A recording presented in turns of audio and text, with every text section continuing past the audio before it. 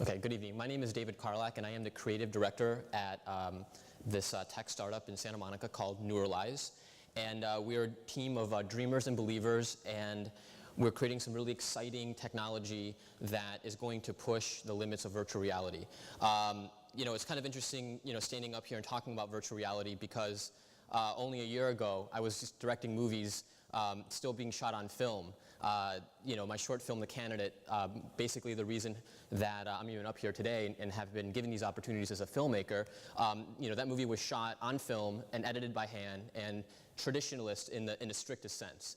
And The Candidate, led to me developing a project at Warner Brothers titled Rise. And Rise has sort of served as this petri dish and has allowed me and Scott Metzger, the visual effects supervisor, and Philip Lund, the CEO of Nurulize, to explore some really exciting techniques in the world of cinematic storytelling within the VR space. So Rise is a science fiction movie. It's at sci-fi as a technology that we're developing. It's about robots in the future. And like I said, as we've been developing the traditional narrative, we've sort of been off in the weeds, also creating some really, again, exciting technology within the VR space. And what's interesting to me as a storyteller and as an artist and the creative director at Nurulize is this sort of tradition of immersive storytelling. And really it's something that hasn't changed. I mean, technology has changed, by the century. It changes every week. But at the end of the day, us as human beings, we've been sort of always wanting to immerse ourselves in other worlds. And we can even go back, to almost 30,000 years ago, with the Chauvet caves in France. I mean, this is man, immersing himself in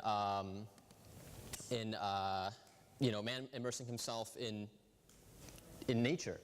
These were painted 30,000 years ago, and the effect was that of, imagine yourself being in this cave, being lit only with a fire, with the firelight from your torch, and as you move through, the light undulates across the walls, and the effect would be that these animals would seem to move, and so if we go to a little further, forward in time, 17,300 years ago, this is a Hall of Bulls in Lecaux, France. And again, you can see here that, man has always wanted to immerse himself, with narrative. I mean, this is a story of nature, of people going out into the wilderness and hunting these animals, and then going back and then wanting to relive that.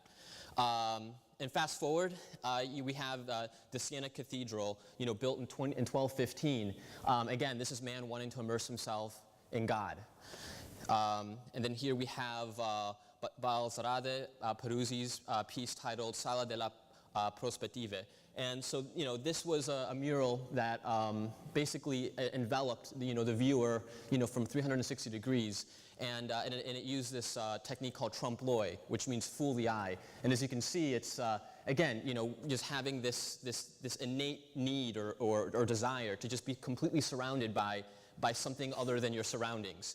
Cut a little further in time, and we have the Emperor Shenzhenzi's retirement lodge, or literally studio of exhaustion from diligent service. That was a name given to this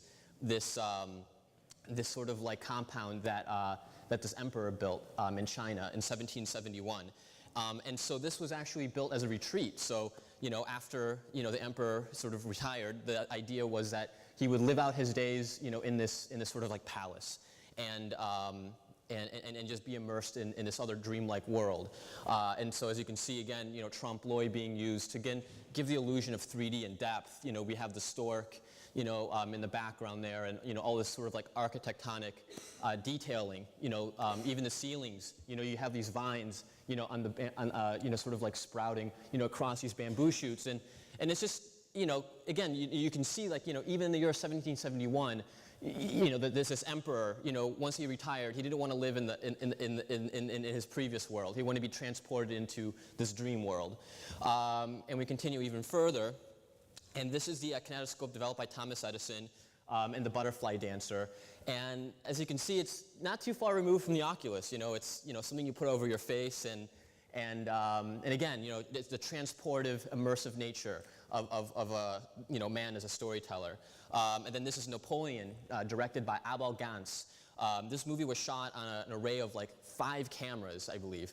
And then when it was presented or projected, it was projected on these screens that were all stitched together. And so it was sort of like Cinerama, before it existed.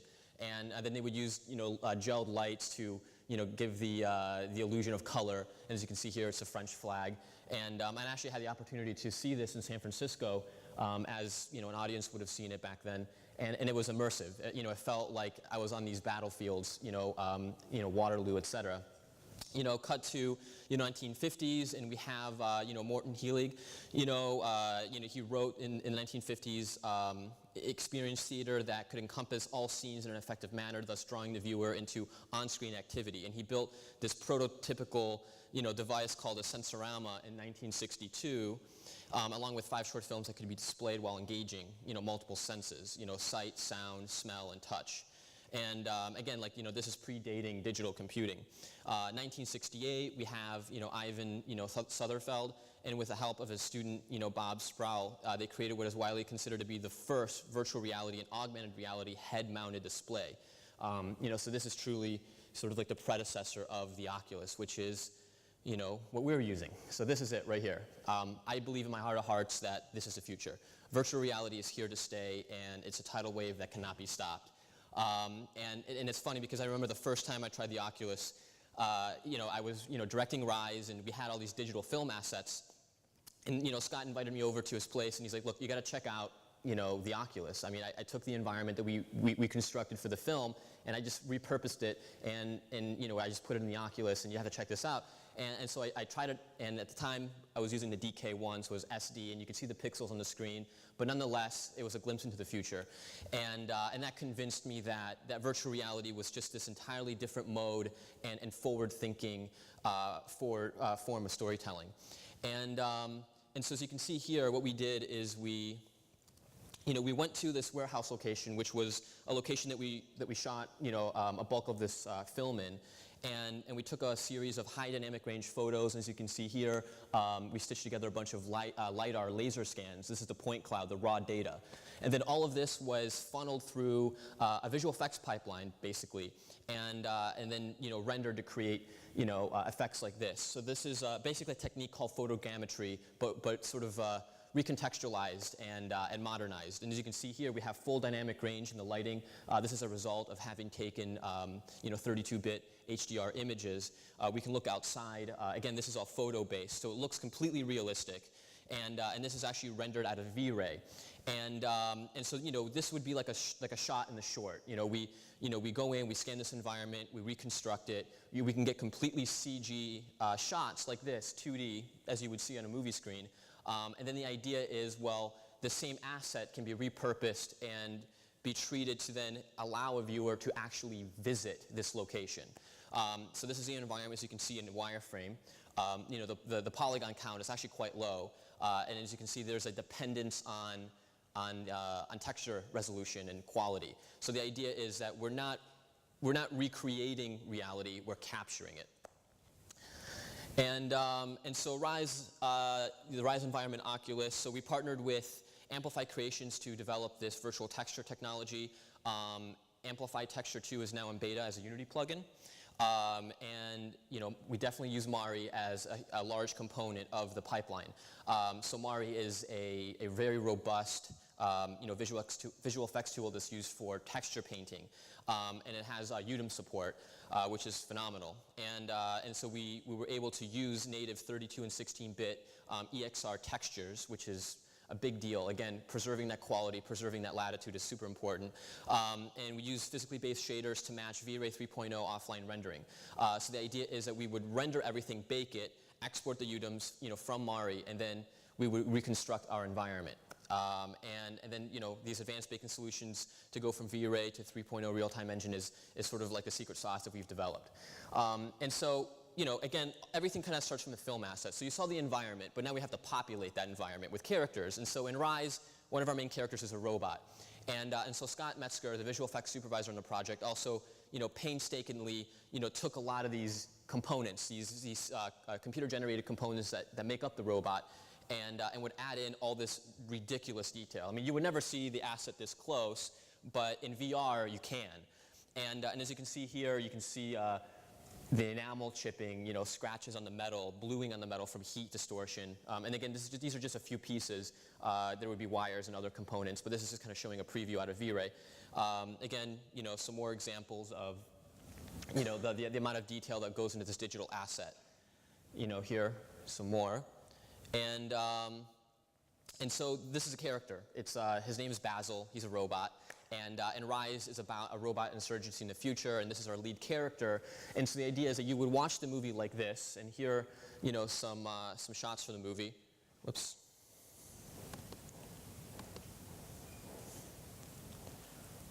Let's see here. There you go. So you can see here's the sort of like cinematic, shot from Rise, and here moving in 2D. And then the idea is that we'd want to then bring him into virtual reality. And so, because he's a completely CG character, that asset already exists in 3D space. And so the question is, what about our characters that are not three-dimensional, to begin with? What about like a living, breathing human? How do you bring them in within the world of virtual reality? And you do that using something like this. So this is a camera rig developed by XX Array and Alex Henry. They're based in Atwater Village in Los Angeles, California. And this is just an array of, several dozen Nikon cameras, D800s. And so what happens is the character steps inside of this lighting volume, and the lighting is very diffuse. And what happens is that all these cameras expose at once. They all trigger simultaneously, and you're being given an array of photos that were all taken at the same time. And then through a process of sort of like a photo solve, I guess is what it's called, you're able to basically create a mesh of a character and bring it into a painting program, which we use as Mari. And here's, Mari. You can see the UDIMs here, 16 8K textures. We were able to preview real time in Mari 2.6, and the paint buffer is 8K. So you can see here that Mari is able to take this sort of raw scan from this character, and we're able to just paint these 8K textures directly onto the geometry, from the photo array photography. And normally this is something that would take 5 minutes to buffer and cache and then paint. But because GPU technology has been advancing so rapidly, nowadays you can sort of buy an off-the-shelf Quadro K5000 or a K6000, and you're able to paint these obscenely large in resolution texture maps. And do it in real time. As you can see here, for Mari, it's sort of a cakewalk, taking all of this texture resolution and data, and you're able to then just relight it and see it in preview, again, in real time. And as you can see here, this is then, the scene, again, still in Mari. We brought in Rufus, the lead character, or the lead antagonist, and we have the robot Basil right over there. And in the middle, we have a prop. So again, these are the components of a movie: an environment, characters, props, and this is just sort of an exploration of like how you would bring all these assets into one sort of location and start to build something that feels cinematic. So the idea is you would go see the movie, and then instead of going to Toys R Us and buying the little 4-inch plastic figurine, you can meet the characters and you can see the love and care that went into creating these worlds and characters in full fidelity. So again, you can see the amount of detail in the textures. I mean, you can see the, like all of the paint work and the muscles and again the scratches and just all of the painstaking work that a visual effects artist puts into something like this. And so yeah, and these are again the same assets we use in the film. So here we go. Some more. Okay, so then once it's out of Mari, then we bring it into Unity, and this is then running in real time out of Unity, and using the virtual texture engine, we're able to stream these large data sets, and you can see all of the resolution, in the pores on his face. You can go up to the clothing and see the stitching, his hands. Actually, the hands were scanned separately. When we show this at Tribeca, we weren't allowed to show a gun, so we had to we had to actually rescan his hands, which I think were my hands. And you can see here, again, the amount of detail in these characters is astronomical, and this is all running real time, within Unity using this virtual texture plugin. It's just very exciting to see these characters come to life within virtual reality. So here's sort of like a preview of like what you would see within VR, the two eyes left and right. And so I'll just let this play. There's sound, just letting you know.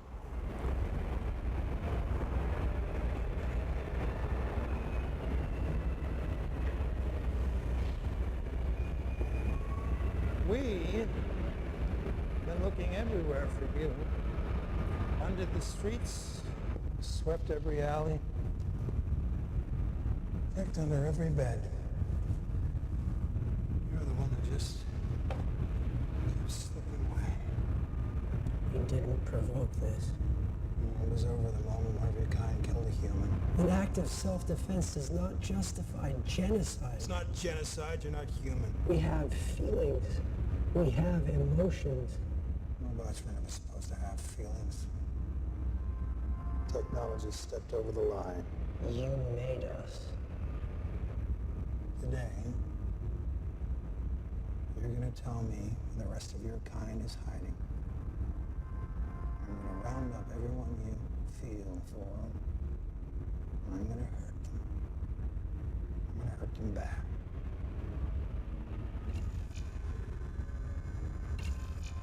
What is that? Leverage. Turn it off. You lost this war before it was even declared, Colonel. Turn it off. Turn it off now! This conversation is over.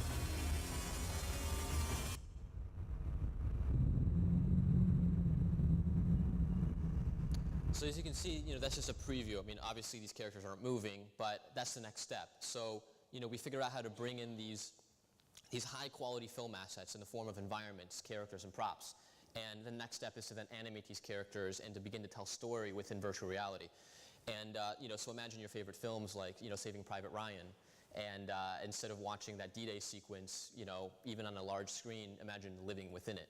And having these pools of action take place all around you. And that's what's exciting about virtual reality, is that the rules have changed, but the tradition has not.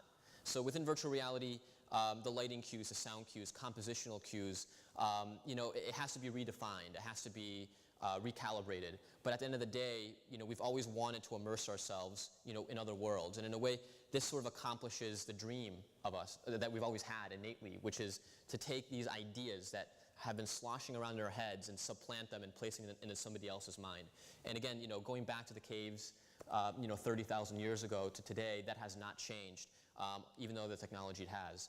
And so at Nurulize, we're pioneering, ways to do that, and that pretty much wraps it up. Thank you.